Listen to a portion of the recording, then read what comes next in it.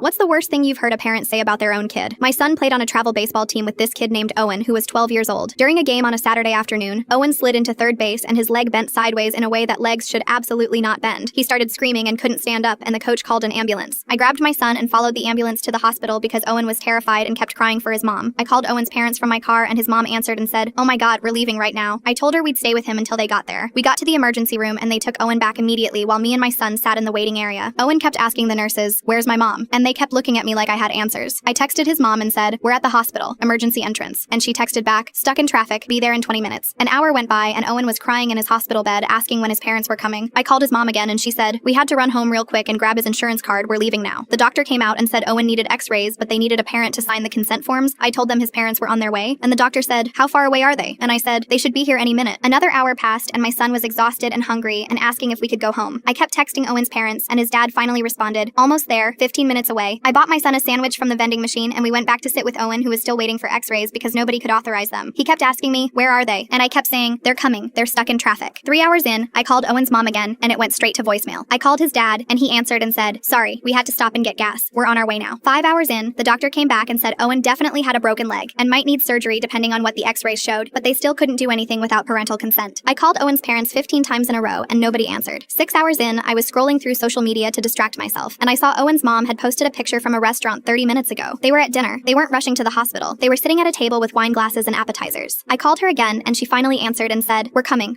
we'll be there soon." I said, "Your son has been crying for you for 6 hours." And she said, "He's fine, right? Like he's not dying?" And I didn't even know how to respond to that. 7 hours in, my son woke up and started crying because he wanted to go home, and I felt horrible, but I couldn't leave Owen alone. The nurse kept coming in and asking if I'd heard from the parents, and I kept saying they were on their way. 8 hours after we'd arrived, Owen's parents finally walked into the hospital. They didn't run in or look panicked or apologetic. They just strolled in like they were picking him up from a friend's house. Owen's mom was carrying a shopping bag from the mall, and his dad was sipping a coffee. Owen saw them and started crying and said, "Where were you?" And his mom said, "We're here now, calm down." I stood up and said, "He's been waiting 8 hours for you." And his dad said, "We figured he was in good hands." His mom walked over to Owen's bed and said, "Let me see it," and looked at his leg and rolled her eyes. She actually rolled her eyes at her son's broken leg. She turned to me and said, "He does this all the time. He's such a drama queen about getting hurt." I stared at her and said, "His leg is broken. The bone is broken. He needs surgery." His dad said, "He's always faking injuries to get attention. Last month he said his wrist hurt and it was completely fine." I said, "I watched his leg bend backwards. This is not fake." His mom said, "Well, we're here now, so you can go." And she didn't even say thank you. I looked at Owen, who was staring at his parents like he didn't recognize them. I said, "You made your kid wait 8 hours in a hospital bed crying for you because you thought he was faking it?" His dad said, "We had things to do. We can't drop everything every time he decides to be dramatic." I reported them to CPS the next day. Owen's parents never showed up at his surgery 2 days later, and that was enough for them to lose custody. Now Owen lives with his grandma, and he spends 2 nights a week at my house getting home cooked meals and all the love and support he should have gotten from his parents.